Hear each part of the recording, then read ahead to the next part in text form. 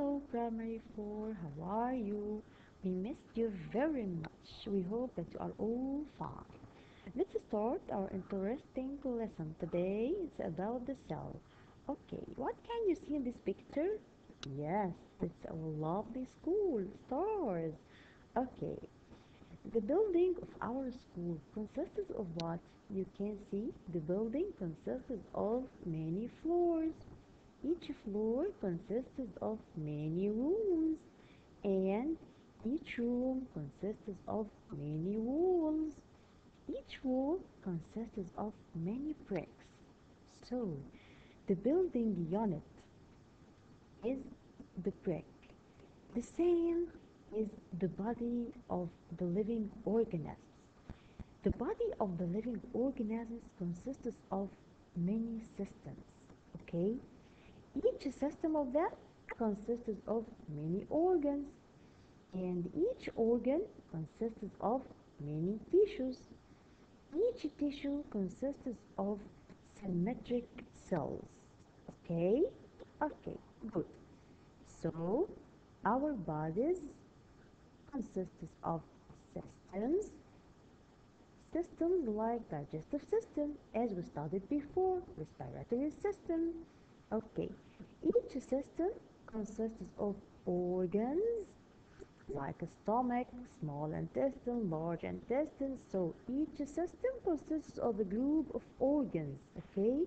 And each organ consists of a group of tissues, okay? And each tissue consists of a group of symmetric cells. Okay, what else? Plant body. Plant body consists of systems also, and each system consists of organs. The systems of a plant body like shoot system, we call this part shoot system, okay? It consists of stem and leaves. Stem and leaves are organs. Okay, also we have what we call root system, and the root system of the plant consists of the roots of the plant. So we call the roots organs, and we have here many roots forming root system. Okay? Okay. Each organ of the plant also consists of similar or different tissues. Okay?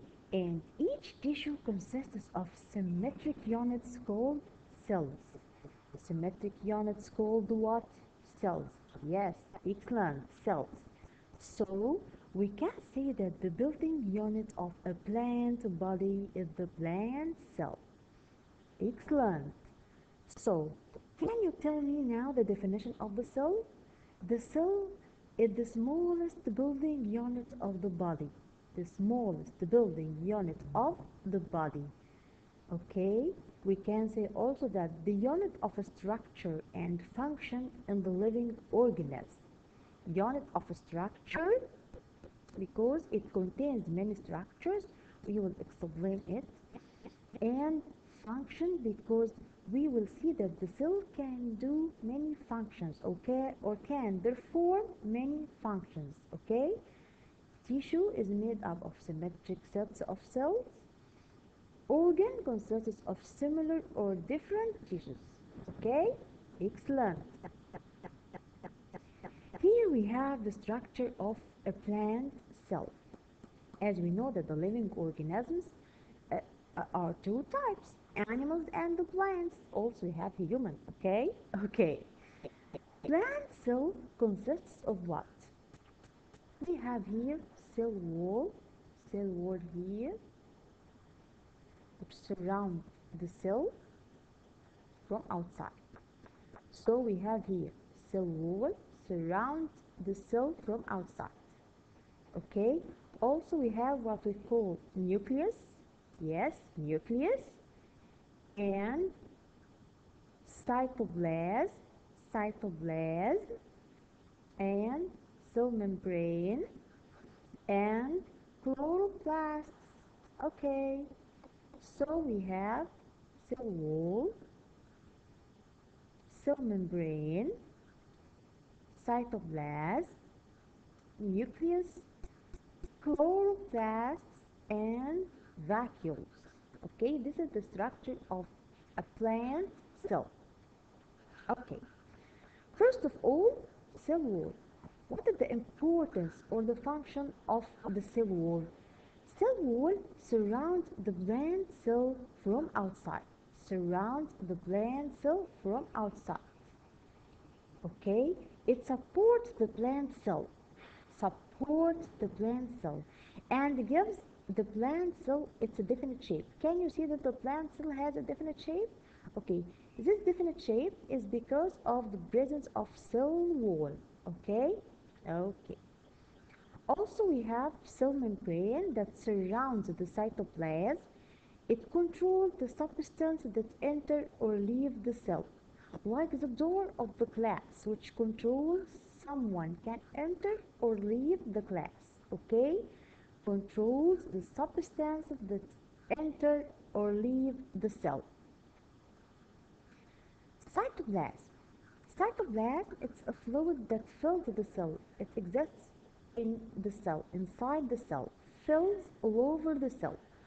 All the cell components are suspended in it. All the cell components suspended exist in this fluid. Okay? All the biological operations of the cell occur in this fluid. Also, biological operations. We know that biological operations that all living organisms need to perform, like what, like respiration, uh, uh, like giving energy or producing energy. All of this we call it biological operations that we need to keep us alive. Okay, these biological operations uh, performed inside the cytoplasm of the cell. Okay, what else we have? Also nucleus. Nucleus, it's very important for the cell. Why? It's like the brain. You know the importance of the brain for your body? The nucleus, like the brain of the cell, it organizes the biological operations in the cell and responsible for the cell division. Cell division means that one cell can give two cells, and the two cells can give four cells, and the four cells can divide it into 8 cells. That is the way how the living organism grow, or the body of the living organism grow by cell division. So the most important structure inside the cell that is responsible for the cell division is the nucleus. So the nucleus organizes the biological operations in the cell responsible for the cell division. Okay? Okay, also we have in plant cell. We are still in plant cell. Chloroplasts, green plastids. Okay, this is responsible for making food by photosynthesis process. You know photosynthesis process? We will discuss it. We will discuss it in the next lesson. Sab vacuole, cell vacuole. Okay, Sab vacuole, it has large size in plant cell but small in number. One or two in the plant cell only, but it has large size. It contains water or some other liquids inside the cell. This is for the plant cell. Okay, it's time for questions right now. Question number 1. Complete the following. The building unit of the plant body is? Who can tell me? Excellent. The plant cell. Very good. Okay. We have also question number 2. Give reason for plants can make their own food. Why? Give reason. Who can tell me? Yes, because they have chloroplasts or green blasts. Okay? Okay. Let's see another question. The cell wall is a very important structure for the plant cell. Do you remember why? Give reason why the cell wall is a very important structure for the plant cell. Yes, very good. Because it supports the plant cell and gives it a definite shape. Okay, now we are going to study the structure of animal cell. Can you see the animal cell? Okay, animal cell has indefinite shape, has no definite shape. Why? Yes, because it doesn't have a cell wall. It's very important to notice that animal cell doesn't have a cell wall, but animal cell contains a nucleus with the same function as we said before, cytoplasm with the same function as we said before, and cell membrane with the same function as we said before, and the vacuole, but here the vacuoles are small in size and large in number. Okay? Okay, now let's compare between animal cell and the plant cell. Can you see? This is the animal cell and this is the plant cell. Who can tell me the differences between the two cells? Hmm, make your mind. Okay, so here we have nucleus. What about here? Yes, we have nucleus. Okay, what about cytoplasm? Here in animal cell? Yes, also in plant cell. What about cell membrane? Yes, it exists in animal cell and the plant cell. What about chloroplasts? Can you see chloroplasts in animal? Of course not. Okay, what about cell wall? Can you see cell wall in animal cell? Of course not. Excellent.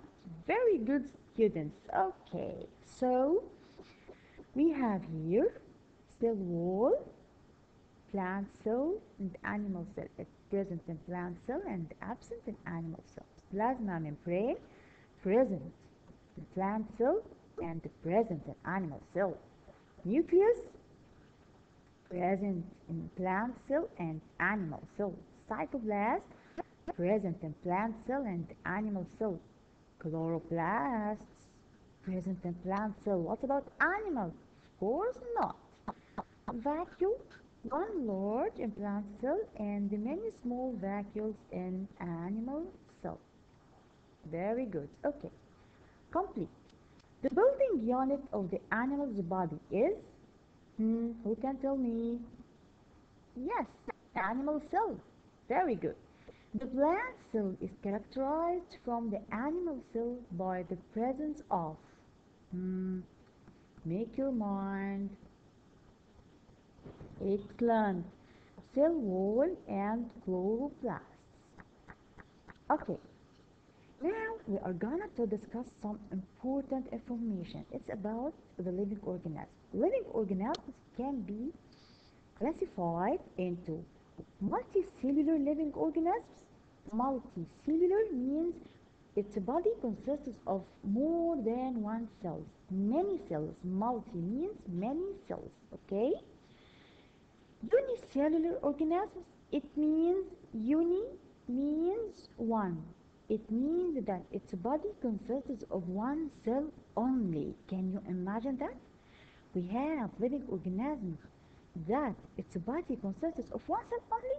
Yes, we have, like yeast, fungus, and bacteria.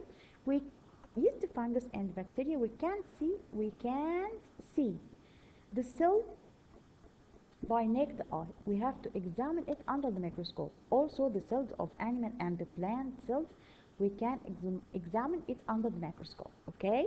Okay. Here in unicellular organisms, its body consists of one cell. Consists of one cell. This one cell consists of what?